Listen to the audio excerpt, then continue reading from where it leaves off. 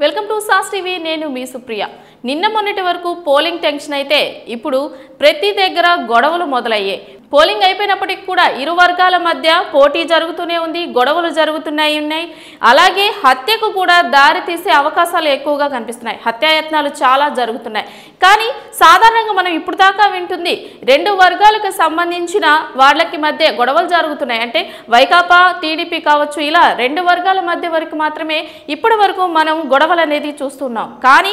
ఒకే పార్టీకి చెందిన ఇద్దరి మధ్య గొడవ జరగడం వల్ల ఈ దారుణం జరిగింది ఈ విషయానికి వచ్చినట్లయితే ఆళ్లగడ్డ వద్ద భూమా అఖిలప్రియ ఏవి సుబ్బారెడ్డి మధ్య పచ్చిగట్టి వేస్తే బగ్గుమంటుంది ఒకే పార్టీకి చెందిన ఉప్పు నిప్పులా ఉంటున్నారు గతంలో ఏవి సుబ్బారెడ్డిపై దాడి చేసిన ఘటనకు రివెంజ్ గానే భూమా అఖిలప్రియ యొక్క బాడీ గార్డ్ పై దాడి చేయడం జరిగింది అతను చాలా వరకు గాయాలతో బయటపడినట్టే తెలుస్తుంది కానీ అతను ప్రాణాలతో పోరాడుతున్నట్లు కూడా మనకి ఇప్పుడు తెలుస్తుంది దీనికి సంబంధించి మరిన్ని వివరాలు ఇప్పుడు మనం తెలుసుకుందాం లోకేష్ యువకులం పాదయాత్ర సందర్భంగా ఆయనకు స్వాగత ఏర్పాట్లు చేసే సందర్భంలో ఇరు వర్గాలు పోటీ పడ్డాయి ఆ సమయంలో అఖిలప్రియ వర్గీయులు ఏవి సుబ్బారెడ్డిపై దాడికి పాల్పడ్డారు అప్పుడు అఖిలప్రియ బాడీ గార్డుగా పనిచేస్తున్న నిఖిల్ ఏవి సుబ్బారెడ్డిపై చేయి చేసుకున్నాడు భూమా వర్గీయుల దాడిలో ఏవి సుబ్బారెడ్డి నోటి నుంచి రక్తం కూడా వచ్చింది ఆయనను కొడుతున్నప్పుడు భూమా అఖిలప్రియ అక్కడే ఉన్నారు పైగా ఆమె ఏవి సుబ్బారెడ్డి వర్గీయులను బెదిరించడం కనిపించింది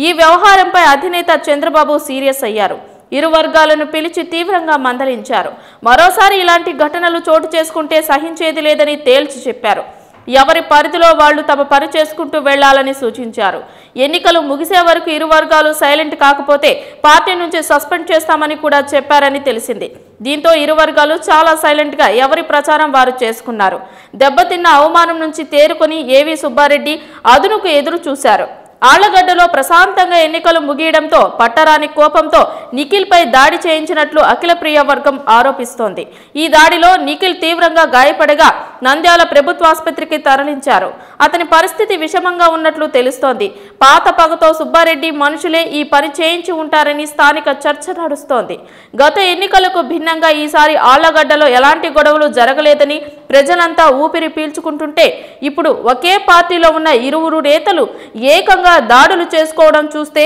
మళ్లీ భయాందోళనలు కలుగుతున్నాయి ఈ దాడులు ఏ స్థాయిలోకి వెళ్తాయోనని ఆందోళన చెందుతున్నారు ఒకప్పుడు ప్రాణ స్నేహితులుగా ఉన్న భూమా ఏవి సుబ్బారెడ్డి కుటుంబాలు నాగిరెడ్డి మరణానంతరం విడిపోయాయి బినామీ ఆస్తులు పదవుల పంపకాలే విభేదాలకు కారణమని తెలుస్తోంది